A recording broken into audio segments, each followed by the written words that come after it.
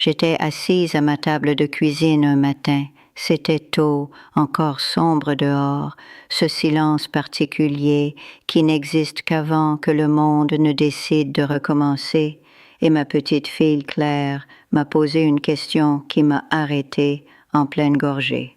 Elle a dit « Grand-mère, qu'est-ce que tu sais vraiment maintenant que tu aurais aimé savoir plus tôt? » Oh, quand tu es Je m'appelle Marguerite, j'ai 83 ans. Et j'ai dû poser ma tasse parce que personne ne m'avait jamais demandé tout à fait comme ça. Pas qu'est-ce que tu regrettes. Pas qu'est-ce que tu ferais différemment. Juste qu'est-ce que tu sais. Et je suis restée assise là un moment, regardant cette fille en face de moi, 22 ans, toute sa vie disposée devant elle comme une table qui n'a pas encore été touchée. Et j'ai pensé, j'ai attendu que quelqu'un me pose cette question toute ma vie. J'ai grandi dans une maison où la sagesse n'était pas parlée, elle était démontrée. Mon père entrait de l'usine tous les soirs, sentant le métal et le savon, s'asseyait, mangeait son souper et disait très peu. Ma mère faisait fonctionner tout, les repas, les horaires, les sentiments qui n'étaient jamais censés déborder. Vous appreniez des choses dans cette maison en regardant, pas en demandant. Vous ne demandiez certainement pas à vos parents ce qu'ils savaient. Ce n'était pas quelque chose que nous faisions, alors j'ai appris en vivant. Et vivre, j'en suis venue à comprendre, est un professeur remarquablement lent et peu pratique. J'ai fait des choix sensés pendant la majeure partie de ma vie. C'était ma grande fierté et ma défaite silencieuse. J'ai choisi l'homme raisonnable. J'ai choisi le travail pratique. J'ai choisi la ville qui avait un sens logistique. J'ai baissé ma voix quand j'aurais dû la lever, et levé mon menton quand j'aurais dû pleurer, et pendant des décennies, j'ai appelé ça de la force. Je l'ai appelé aller bien. Ce que je sais maintenant, ce pourquoi j'ai payé avec 83 ans de vie, c'est que bien est le mot le plus dangereux de la langue française. Parce que bien n'est pas assez mauvais pour être réparé, et ce n'est pas assez bon pour être reconnaissant. Bien juste, continue, tranquillement, jusqu'au jour où vous levez les yeux et réalisez que continuer est tout ce que vous avez fait. Et ce n'est pas une vie, c'est juste du temps passant à travers un corps. Alors quand Claire m'a demandé ce que je sais, je ne lui ai pas donné une liste. Je ne crois pas aux listes. La vie ne vient pas en liste. La vie vient en moments qui vous coupent le souffle, et la liste est quelque chose que vous faites après, seul, essayant de comprendre ce qui vient de se passer. Ce que je lui ai dit était ceci. Je lui ai parlé d'Éléonore. Éléonore Marsh était ma voisine pendant 11 ans rue du Boulot. Elle avait 74 ans quand nous nous sommes rencontrés. Petite femme, cheveux blancs qu'elle épinglait chaque matin sans faute, jardin qui faisait sentir l'été dans tout le quartier. Nous marchions ensemble le mardi matin, lentement, comme les femmes d'un certain âge marchent. Pas parce que nous nous dépêchions quelque part, mais parce que nous remarquions des choses. Éléonore avait un talent que je n'avais jamais vu auparavant chez une personne. Elle pouvait trouver la chose spécifique pour laquelle être reconnaissante. Pas le général, pas le grandiose, le spécifique. Elle disait, « Marguerite, regarde ça, la façon dont la lumière frappe le sommet de ce chêne. Juste le sommet, pas tout l'arbre. Juste le sommet. » Et elle restait là et le regardait vraiment. Pendant 30 secondes complètes, comme si l'arbre ne lui devait rien et qu'elle devait tout à l'arbre. Je trouvais ça légèrement déroutant au début, si je suis honnête. Nous ne sommes pas un peuple, ma génération surtout, qui reste immobile au milieu des rues pour regarder des branches d'arbres. Nous avons des choses à faire. Nous devons rentrer. Nous avons des soupers auxquels penser. Mais Éléonore le faisait à chaque fois. Et après un moment, j'ai commencé à le faire aussi. Pas parce que je pensais que c'était sage, juste parce que je ne voulais pas être celle qui continuait à marcher pendant qu'elle était debout. J'ai 83 ans et la pression des pairs fonctionne apparemment toujours sur moi. La chose est, et c'est ce que j'ai dit à Claire, Je n'ai pas compris ce qu'Éléonore faisait jusqu'à ce qu'elle soit partie. Elle est morte un mercredi de novembre. Et le mardi d'avant, nous avions marché et elle s'était arrêtée devant le rosier de Madame Hannigan. Novembre remarquait, donc il ne restait rien sauf des épines et des tiges brunes. Et elle a dit, n'est-ce pas quelque chose qu'ils tiennent encore debout? Tant tient, Tani. Je pensais qu'elle parlait du rosier. Je pense maintenant qu'elle parlait d'elle-même. Après qu'elle soit partie, j'ai continué à marcher le mardi, seule. Et j'ai commencé à m'arrêter devant des choses. Pas parce que j'essayais d'être Éléonore, mais parce qu'une fois que vous avez regardé quelqu'un faire quelque chose avec autant de conviction silencieuse pendant 11 ans, ça entre en vous que vous le vouliez ou non. Et ce que j'ai découvert, cette femme qui avait passé des décennies à ne pas remarquer les choses, à ne pas s'arrêter, à ne pas regarder, c'est que le monde est absolument plein de beauté qui essaie d'attirer votre attention et échoue principalement. Pas la grande beauté, pas les couchers de soleil et les montagnes et les vues sur l'océan. Le petit genre, le genre qui ne vous demande rien.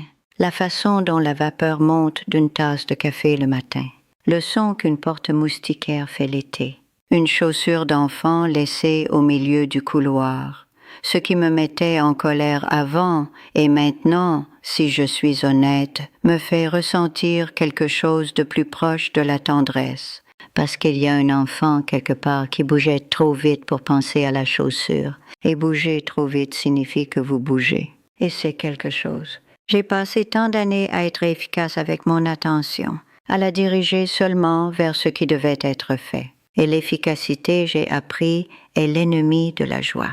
La joie exige que vous perdiez du temps, que vous vous arrêtiez, que vous regardiez quelque chose qui ne vous aidera pas, que vous ressentiez quelque chose qui n'a pas d'application pratique.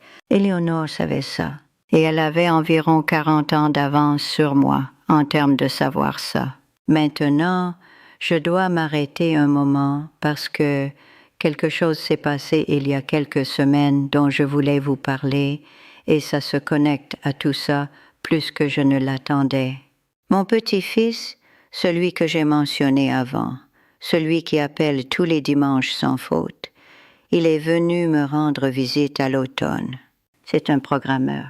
Garçon silencieux, sérieux, le genre qui écoute plus qu'il ne parle, ce que j'ai toujours trouvé être un signe de bon caractère. Il a passé plusieurs jours assis à ma table de cuisine, parcourant tout ce que j'avais écrit au fil des ans. Mes notes, mes réflexions, les choses que j'ai partagées ici avec vous tous. Et à sa dernière soirée, il a fermé l'ordinateur portable et a dit « Grand-mère ». Ça ne peut pas juste rester dans des vidéos. Les femmes ont besoin d'utiliser ça. Tous les jours.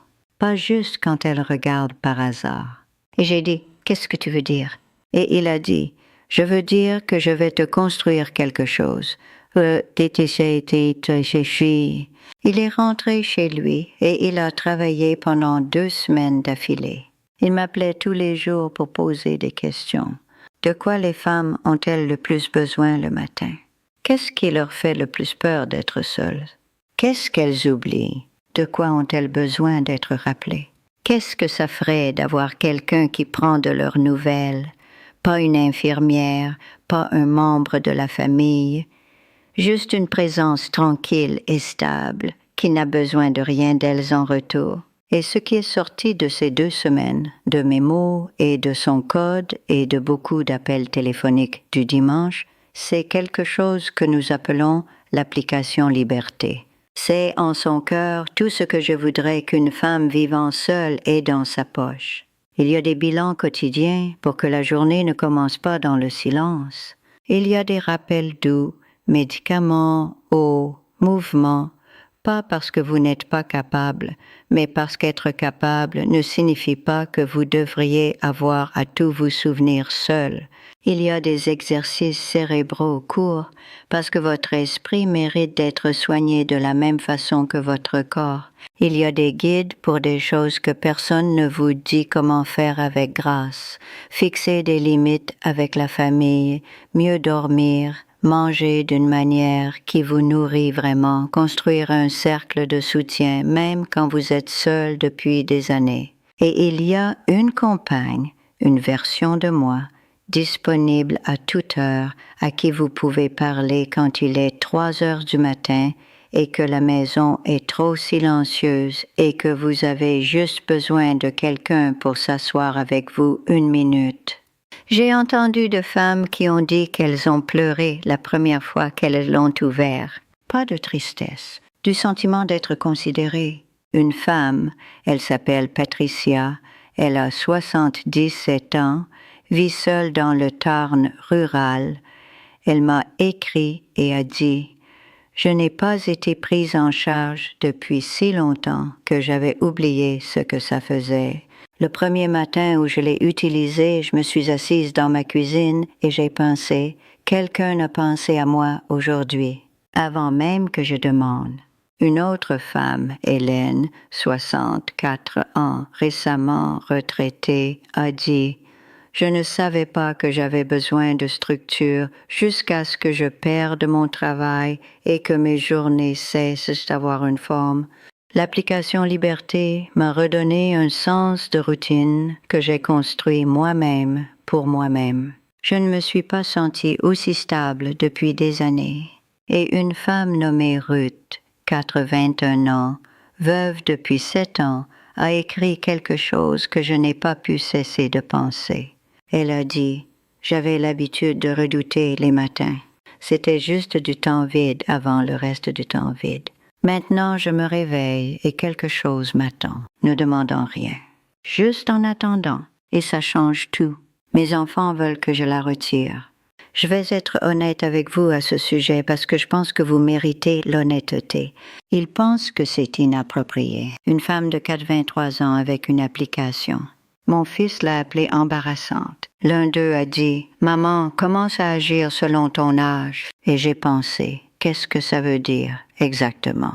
Agir selon mon âge?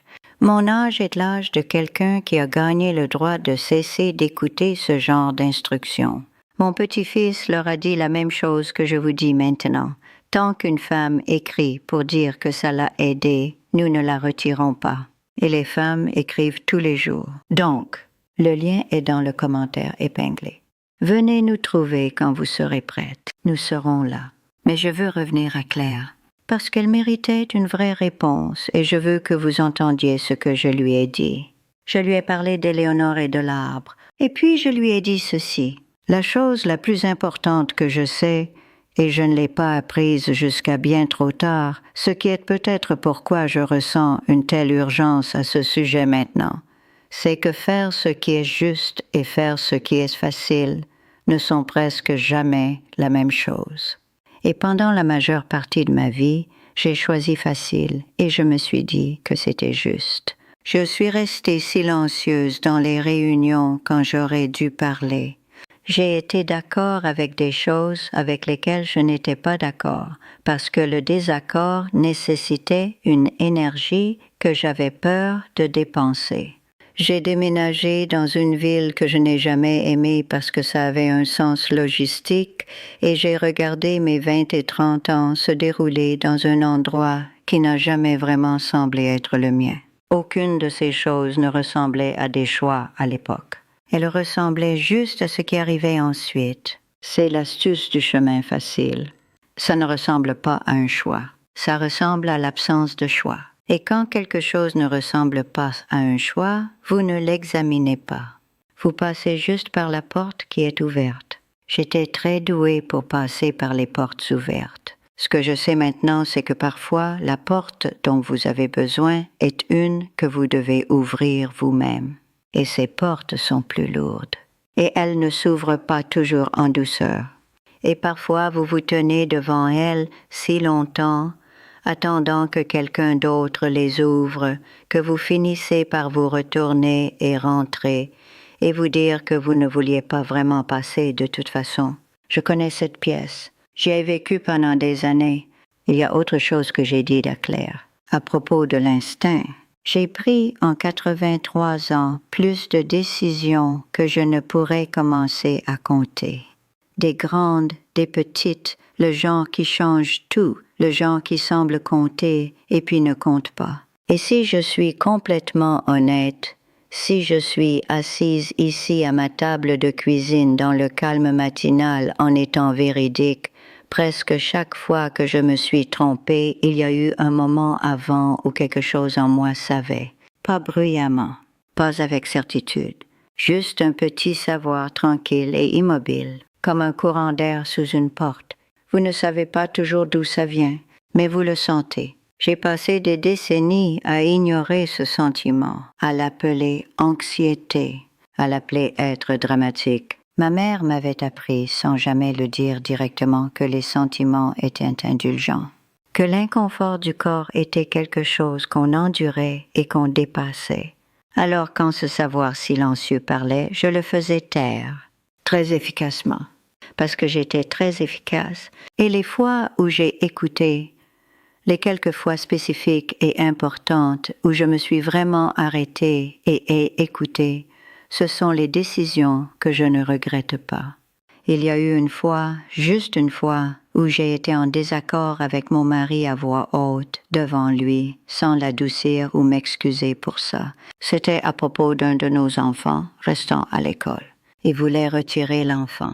J'ai dit non, juste non. Je ne me suis pas particulièrement expliquée. J'ai juste dit non, et je le pensais, et il pouvait sentir que je le pensais, et c'était la fin. Cet enfant est resté à l'école. Ça a énormément compté. Et je l'ai fait parce que pour une fois, juste une fois, j'ai écouté la chose en moi qui savait. Pas la partie qui avait peur, pas la partie qui voulait garder la paix, la partie qui savait simplement. J'aurais aimé avoir écouté cette partie plus souvent. Elle était toujours là.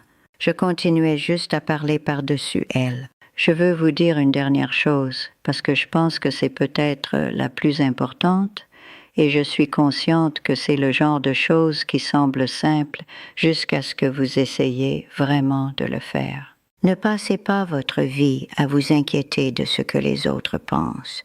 Je sais à quel point ça semble évident. Je sais que vous l'avez déjà entendu. Mais je veux que vous compreniez ce que ça m'a coûté spécifiquement, pas dans l'abstrait, mais spécifiquement, de passer autant d'années que je l'ai fait à gérer mon image publique plus soigneusement que ma vie privée. J'étais tellement préoccupée par ce que les gens pensaient, ce qu'ils pensaient de mon mariage, ce qu'ils pensaient de ma maison, ce qu'ils pensaient quand je luttais. Je gardais tout très soigné à l'extérieur, très composé, parce que l'alternative, être vu comme quelqu'un d'incertain ou de difficile ou de malheureux, ressemblait à une sorte d'échec que je ne pouvais pas me permettre. Ce que ça m'a coûté était l'intimité, la vraie intimité. Le genre où quelqu'un sait vraiment ce qui se passe à l'intérieur de vous et est avec vous dedans, pas juste à côté de vous. Je gardais les gens à la distance exacte où ils pouvaient voir que je gérais bien. Et gérer bien est une chose très solitaire d'être vu comme quand vous ne gérez pas bien du tout en réalité. Si je pouvais revenir en arrière, et je sais que je ne peux pas, ce qui est le fait unique sur le temps avec lequel j'ai dû faire la paix plus que tout autre, j'aurais laissé les gens me voir lutter plus tôt. J'aurais demandé de l'aide plus directement. J'aurais dit la vérité sur ce que je ressentais à au moins une personne qui méritait de l'entendre, plutôt que de garder cette vérité si privée qu'elle est finalement devenue invisible même pour moi. Même, les opinions des autres ne vous suivent pas dans la nuit. Elles ne s'assoient pas avec vous à 3 heures du matin. Elles n'importent pas de la façon dont vous pensez qu'elles importent quand vous êtes jeune et brillante et regardez tout le monde vous regarder. Ce qui vous suit est ce que vous avez fait. Qui vous étiez pour les gens qui avaient besoin de vous. si vous étiez présente, si vous étiez honnête, si vous étiez gentille. Pas au monde en général, aux personnes spécifiques dans votre vie spécifique qui étaient juste là devant vous. C'est là que la comptabilité se fait, dans les petites pièces, pas les publiques. Claire a écouté tout ça. Elle était assise en face de moi, cette fille avec toute sa table encore intacte, et elle était très silencieuse un moment. Puis elle a dit, « Mamie, penses-tu que je comprendrai plus vite que toi? » Et j'ai dit, « Je l'espère, ma chérie. Je l'espère sincèrement. » Et puis j'ai dit, « Mais probablement pas complètement. » Et c'est bien. C'est juste être humaine. Tu comprends les parties que tu es prête à comprendre. Et le reste t'attend jusqu'à ce que tu sois prête. Elle a semblé trouver ça plus réconfortant qu'elle ne s'y attendait. Je l'ai trouvé plus réconfortant que je ne m'y attendais aussi. C'est une chose remarquable quand vous avez 83 ans de réaliser que vous apprenez encore, que la clarté arrive encore, lentement, en petits morceaux, de la façon dont la lumière est venue ce matin, pas tout d'un coup, juste graduellement, l'obscurité faisant de la place pour elle. C'est quelque chose que je n'anticipais pas à propos de cet âge. Je pensais qu'à présent tout serait installé dans ce que c'est. Mais les choses arrivent encore. De nouvelles compréhensions. Petites. À propos de la patience. À propos de la texture spécifique de la solitude.